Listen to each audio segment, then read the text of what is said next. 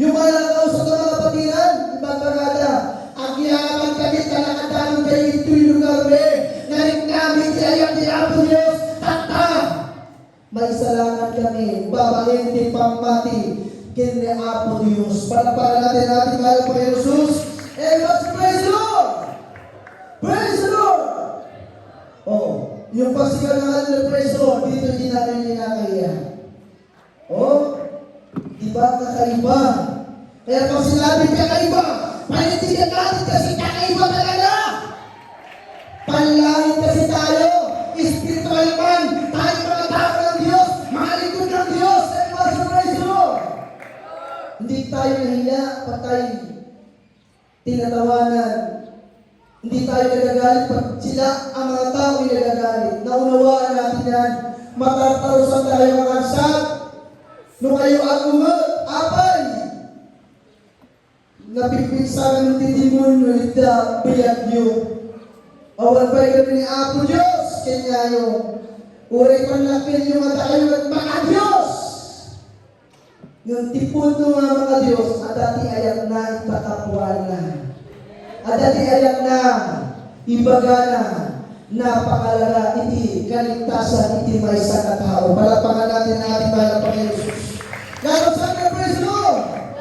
Mag-iingat ang Diyos sa mga hindi kumikilala sa Kanya at sa mga hindi tumatalima sa Kanyang ibangin. Ngunit subalit, pag daw ay lalapit sa Diyos, pag daw ay mag-surrender ng iyong buhay sa Diyos, ang Diyos ay mahabagin. Ang Diyos ay mapapahal. Ganyan po aming nadarama, pinamahal. Sabi ng ating malagay sa ulit sa Alambeda, Proverbs chapter 27, verse 1 and 5, wala may pagmamalaki ang tao sa Diyos. Wala may paghampul ang tao sa Diyos.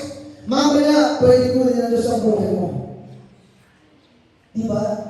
Hindi talaga sa tagay mo, kaya kunin ng Diyos niya. Paano maglaban ang kailangan tayo magligtas? Ang di may salamat kanyang. Ang wala ang Diyos kanyang, itabiyak mo. Ang wala di ayag mo. Itibada mga tao nang nangulong kanya ang Diyos. Wala ang pag-ibig sa Diyos. Wala ang pag-ibig sa kintas ng kapwa. Wala ang Espiritu ng Diyos. Pag napatay ka, tuloy ka sa impyerno. Ayan ang totoo.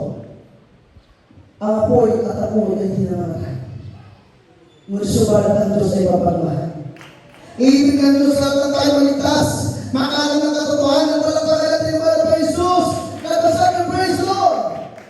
Sabi pa, open review is better than second hand. Yung pag-ibig, minimahal, na totoo. Ganyan din kami noong araw. Ang sakit naman ng salita doon sa Jesus, meron sa Gracious 3. Nagsakit ko niya, ipaparating pastor na. Ang sabi ka lang kanya ang Diyos, o ay awan kayong tinibulto, may aglat na ano? Uwes ang kagat sa ilog ng cross. Alala ko rin ni Apo Diyos, ita Espiritu lang, saka makikita ka rin ni Apo Diyos. Ngayong apay kayo, kinagis na tayo nga rin yun. Imbagada, titos ka rin di bulto, simento, bato, kahoy. Ano ba? Napakaraming Diyos na tinatawagan. Pero totoong Diyos na may pagmamahal sa mga tao, sambay mo sa Espiritu at katotohanan. Kasi nga totoong Diyos sa Espiritu at katotohanan, ikaw na may sakit ka, galing ka na, ikaw na may problema.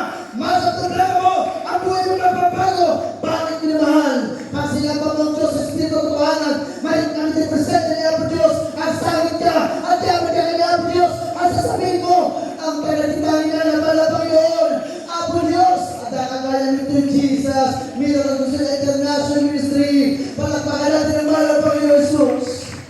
Lalo sabi ng praise mo, basahin natin.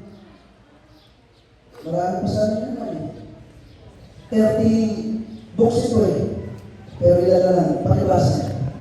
2 Thessalonians chapter 1, verses 8 and 9. Proverbs 27, verse 1 and 5. Pakibasa na po. At tayo ay aabot pa.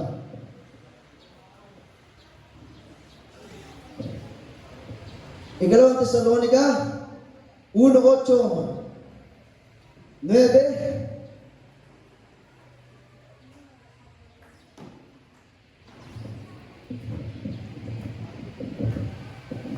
Dito sa ikalawang Tesalonica Unang talata po yung na maghiganti sa hindi nagsisikilala sa Diyos at sa kanila na hindi nagsisitalima sa Ebanghelyo ng ating Panginoong Hesus na siyang tatanggap ng kaparusahan na walang hanggan kapahamakan mula sa harapan ng Panginoon at mula sa kalwalatian ng kanyang kapangyarihan. Praise the Lord. John chapter 1 verse 12. Pakibasa na ito. 1:12. Habang naganda ang ating mga awit at manunuto. Dito po sa aklat ng 1:12. Tatapwan ang lahat na sa kanya nagsisanggap ay pinagkalooban niya na sila ng karapatan maging mga anak ng Diyos sa makatuwid bagay ang mga nagsisampalataya sa kanyang pangalan. Amen. And worship, praise the Lord! Purihin ang ating mahal na Jesus. Itong mga tapang ng mga nangangaral, hindi po sa amin ito minamahal. Ito ay tapang ng gagaling sa Diyos. Hindi tapang para makipag-away naman sa laman. Tandaan niyo po minamahal, pag hindi ka barangay, ito'y kaliskis. Matandaan ito nga samsay-lapsap. Hindi kami pumunta rito para magdala ng religious sa denominasyon. Ang dala namin dito ay pag-ibig ng Diyos. Kaya ang tanong ko sa inyo kanina, kung kayo may karamdaman, ayaw niyo bang lumalim? Kung kayo may problema, ayaw niyo bang bakit sa problema niyo? Ang buhay niyo gusto nyo magbago, ayaw ba din yung tumano rito? Bakit hindi niyo subukan? Baka kasi isang araw, pag gusto niyo subukan, andyan na naman yung gawain natin sa Barangay Tarigayos, sa bahay ng ating beloved Barangay Secretary Rolando Pasito. Maging ang ating barangay captain sa lugar na ito. Nagkaroon ng pag-ibig. Kaya hindi ba kayo magtaka? Ang nasabi na nangaral, pag meron kayong bisita, ibang pananampalataya, naglunsada, anibersaryo o gawain sa inyong lugar, agyaman niyo kay Apo Diyos. Hindi na ba kayang gawin niya? Hindi ba rin nasabi kaya maraming dito iba? Noong nagdating bisita, nagdating nagdaponda, saan naman agad sa ating oras na napagdatoy? Tinaraan niyo kuma, nagdiyakan kayo kuma. Pinaramdam niyo sana, salamat sa Diyos. May mga tao ng Diyos, nagbahagi sa amin ng salita ng Diyos, libre, walang bayad. Praise the Lord! Sabi ng Biblia, mag-iingat ng Diyos sa mga nilisisikilala sa Kanya. Sa inilisipalima sa Kanyang Ebanghelyo, talagang nagaparusahan, wala kang kapapatang mula sa harapan ng Panginoon. At mula sa kalwalatian ng Kanyang kapangyarihan. Ayan po ang ayaw namin maranasan ninyo. Aming mga kabayan, dahil marami na tumanggi sa salita ng Diyos, marami lumaya ang salita ng Diyos. Ang ating mga gawain, itinaboy, itinakwil, pag-alis ng gawain ng ating mga nabisan ko niya, katatak, tamas, salot, sumpa, ang nangyari sa kanilang lugar. Hindi sa umulan, hindi sa pinagpalang lugar, ang nangyari, dumating ang galit ng Diyos. Ayan po, teta, ayan ayaw namin maranasan ninyo. Ang gusto namin maranasan ninyo yung aming naranasan, yung pag-ibig ng Diyos na aming naramdaman. Simula na kami ay nagtatapos sa lugar na ito. Napalaki ng aming pag-ibig sa inyo, mga minamahal. Hindi kayo makasagsaya, makasagsaya ng oras, panahon, gastos, gutom, umang pagod. Ang gusto ng Diyos ay mabahagi din ang kanyang salita. Dahil ayaw ng Diyos na kayo itapon sa impyerno. Nasa inyo na yan kung kayo maniniwala. Kahit naman i-adjust natin ang ating oras, kung ayaw naman talaga ng mga tao, wala tayong magagawa. Ang sabi ng Biblia, ang Diyos ay nagtatakda ng panahon para ang mga tao maligtas. Ang sabi ng Biblia, hindi sa kanya natin malmasunday, but after this, the judgment, nakatakda sa tamang natin sa mga tao gusto, ay maghuhukom. Hukuman ka ng Diyos ay ginawa, masama o mabuti. Pero sabi ng Biblia, hindi nalagagi ng Diyos ang kaligtasan para sa mga taong lalapis sa Kanya. Palagpagan natin ang ating pinakamamahal na Jesus. Sa lahat ng ating mga every viewers, ating magbabaling, tanggapin ang ating mahal na Jesus. Bilang sa tagapagligtas, hari ng inyong buhay. Ang Diyos ay nagmamahal. Ang Diyos ay totoo. Lumapit tayo sa ating mahal na Panginoon. Ating mga kabarangay kanina, nakita natin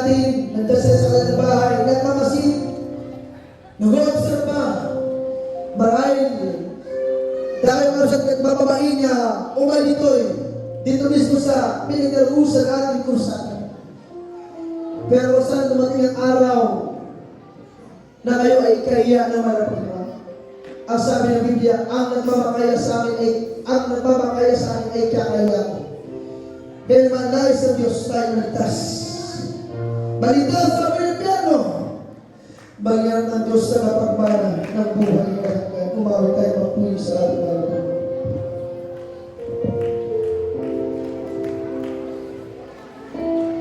Awitin natin ang ilawin ng ating beloved. Thank you, Lord. Praise God. Hallelujah. Hallelujah. Sa ating mga viewers, sa ating mga kababayan, nagkaroon sa oras nito. Sa ating mga kapatiran, magkaisa tayo ng pulis sa mga. Hallelujah. Yes, Lord. Yes, Lord. Hallelujah. Tama tayo mga pinamahal. Kami kong binibigyan ng tayo. Sabi nila dito ng Ramsey.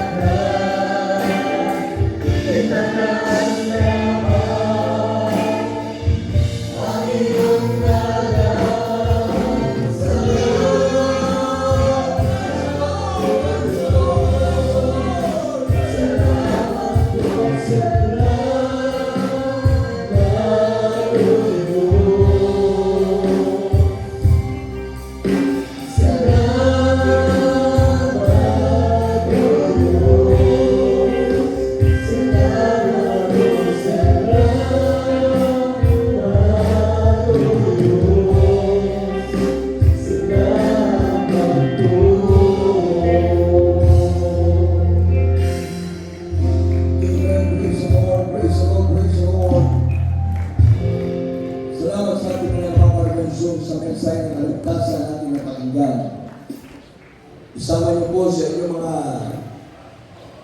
naisulat ang mga talata ng Biblia. Sabi po ng Mateo 7:21, hindi ang lahat na nagsasabing Panginoon, Panginoon ay papasok sa area ng langit. Dapat yung gumagawa lang at sumusunod sa totoong utos ng Diyos. Kaya nga nababanggit natin sa lugar na ito, marami ng may mga sekta, may mga denominasyon. Ibang klaseng pananampalataya, meron na sila. Lalo na sa ating rehiyon at kinagisnan. Dahil pinanganak na Romano Katoliko. Lahat. Yan ang ating bansang Pilipinas. Merong kalayaan sa iba't ibang klaseng paglilingkod sa Diyos, reliyon. Pero bakit ang tanong?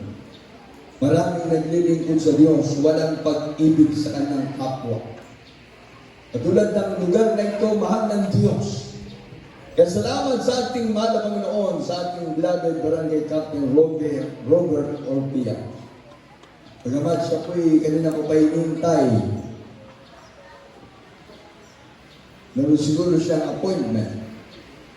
At maging sa kanyang mga kagawad na nais ko na sana sila lahat ipag-pray na may naniniwala na merong layunin ng Diyos para sa kanila.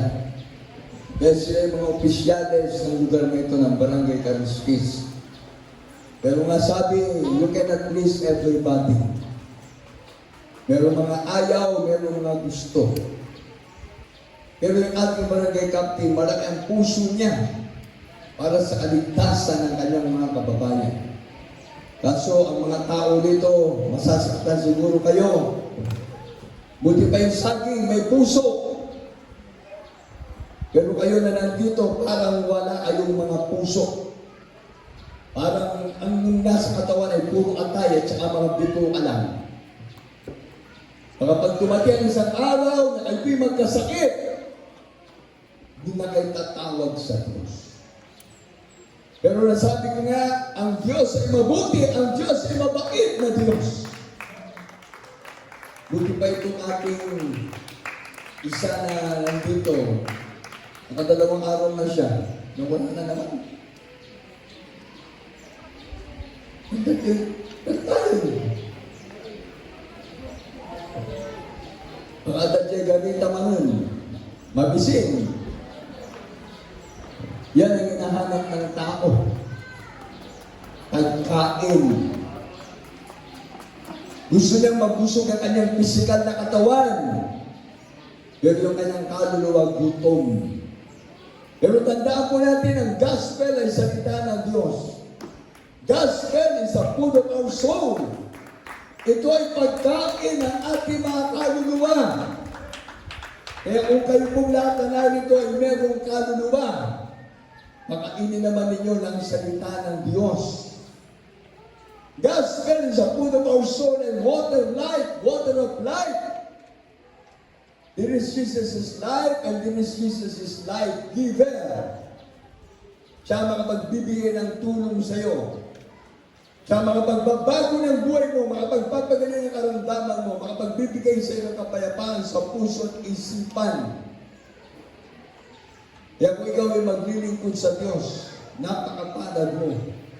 Wala sigurong tao na walang puso. Lahat tayo mayroong puso. Amen! Pero yung nabanggit ko kanina, ikinumpira ko lang ang tao, buti pa yung taging, mayroong puso. Pero lahat tayo alam ko mayroong mga puso. Kaso nga ang puso natin pinatigas ng kaaway. Ayaw ng demonyo na ang puso mo'y papananahanan ng Espiritu ng Diyos. Kaya pati mata mo, tinatakpan ng Diyos.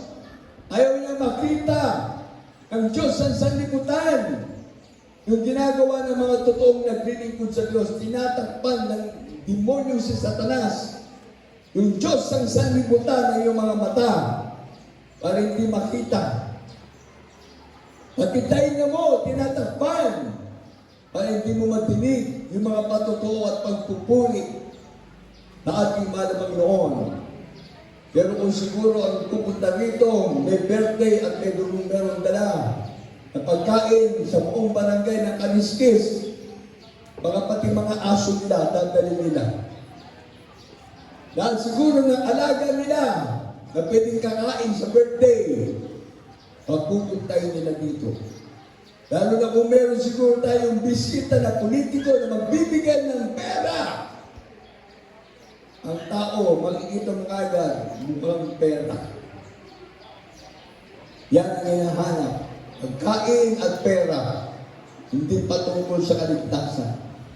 Kaya sabi ng ating beloved preacher, hindi ba kayo nagpapasalamat? Dapat wini-welcome yung gawain ng Jesus Miracle Crusade International Ministry dahil ito ang makatutulong sa ating barangay, sa ating buhay. Sabagat nandito ang Diyos na totoo, ang Diyos na nagmamahal sa atin. Dapat pili kayo. Pagagalingin ang iyong karamdaman. Pagpapalain kayo. Pero sabi nga ng mga leader ng iba't ibang reliyon, sa bali manon ng pambati lata. Hindi natin unbod. Yun ang itinatanong kagad sa isip. Sa mga miyembro, ang kayo mamati kita, Jesus Miracle Crusade, unbod di kita. Hanggang paiso. Yan, ang itatanim sa isip. Kaya yung mga tao, nataniman kagad na masama ang ating ginagawa. Pero ang sabi ko nga kanina, subukan ninyo dapat meron Diyos na nagmamahal sa atin. Subukan lamang natin na pumunta rito sa ating gawain. Ako nagpapasalamat sa ating barangay captain ulit, Robert Orpia. Hindi man natin siya nakapiling, pero siya po'y nagbigay ng paintulot. Kaya ang ating nasanayan na pag-aasikaso ng krusada, 3 araw. Kaya Sabado na hapon, Linggo ngayon, pati Lunes, ibinigay niya. Pero wag daw sa gabi. Wag na daw sa gabi. Totoo naman. Kasi sa gabi, nagpapahinga na raw yung ating mga kababayan. Nagpapahinga na sila.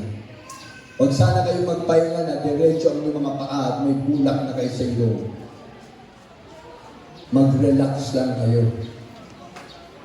Dahil pag nagpahinga kayo na hindi na kayo gising, baka sabihin nyo, yan, sinabi ng mga taga-Jesus Miracle Crusade yan. Kaya ang sinasabi ko, huwag sana kayo magpahinga na diretso ang inyong mga paa. Habang may lakas tayo, maglingkod tayo sa ating mahal Panginoon. Kaya bukas, ang ating gawain ulit, alas 10 ng umaga hanggang ganitong oras. Kaya sa ating mga patiran, makiisa kayo. Dahil sinasamantala lang natin ang pagkakataon ng ating barangay captain. Meron malaking puso para sa gawain ng Jesus Miracle Crusade International Ministry. Dahil sinubukan na natin sa iba't ibang barangay, hindi tayo welcome. Pero siya, ang kanyang mga kababayan, gusto niyang maabot sa gawain ng Jesus Miracle Crusade. Salamat sa ating mga Panginoon, sa ating beloved ex-barangay captain, Rolando Casipit, na sila po ay merong magandang pagsasama bilang mga barangay official ng Luna. Di dapat natutuwa sila, pati mga nasa sakupan nila mga tao. Kung ating mayor nga natutuwa na mayroong lumalapit sa ating lugar, gawain ng Jesus Miracle Crusade International Ministry. Dahil ito ay tunay na gawain ng Diyos. Ito ang kailangan ng tao. Amen! Ang amin tayo nga datoy, tatanga oras, di kita kaguba tayo, di kita gagadyan tayo, ang aming adatoy sa paligid natin, itanim lagi natin sa ating kaisipan. Awan nga na siya at ngabiyag dito'y daga yung kaagsil-silbit kay Apo tayo ng Jesus. Walang mabuting buhay sa sanlibutan ito. Hindi rin yun ang mga pagliligtas sa iyo. Ang kailangan mo ang mahal na Panginoong Jesus na siya ang Diyos na nagkatawang tao at nabayubay sa krus ng Kalbaryo para ikaw at ang iyong buong pamilya ay maligtas. Kaya salamat sa ating mga Panginoon, merong gospel, power of God unto salvation. Kaya sa ating mga viewers, sa lahat ng mga nandyan, at salamat sa ating mga Panginoon itong ating kasama. na siya po ay gustong-gustong tulungan ng Diyos. Naumpisahan ng ating gawain na maaga. Ngayon gusto nang umuwi dahil magpapakain ng manok. Sabi ko sa kanya, tapusin mo ang gawain ng Diyos. Yung manok mo, hindi mamamatay kung hindi ka kain ngayon. Kaya ibig sabihin, ang tao talaga naghahanap ng kanyang buhay sa sanlibutan ito na pansamantala. Hindi pansamantagal. Lahat ng tao, maikli na ang buhay sa sanlibutan ito. Pero pag lumapit ka sa Diyos, there is Jesus is life, and there is Jesus is life giver. Kaya sa ating mahal na kapatid na ito, mapalad siya. Dahil pag-uwi niya, kung buhay pa yung manok mo, parainin mo. Pero kung patay na, katayin mo na. Naganap ka niya kagad ng malunggay. Kangasili. Anong tawag doon? May sabaw. Pero kung yung manok mo, ipiprito mo, masarap din yan. Kung iihaw mo, masarap din yan. Kaya sana pauwi ka sa bahay mo, yung manok mo, tumitilakot pa. Buhay pa. Pero pag hindi na siya buhay, ang masasabi ko, baka naluto na ng asawa mo. Siguro kanapong yun. Mahal na mahal niya ang sabong. Mahal na mahal ang tao ang bisyo. Pero ang Diyos, walang pinipiling tao. Lahat tayo iniibig ng Diyos. Palagpakan natin ating mga mamalang ng Jesus. Kaya sa ating baguhan, apat na reglamento ng ligtasan ng pananampalataya, pamatik ni Apo ng Jesus. Pananampalataya, number 1. Ikaw ay maniwala sa Diyos. Romans 10:17. Ang pananampalataya na kukuha sa pakikinig ng salita ng Diyos.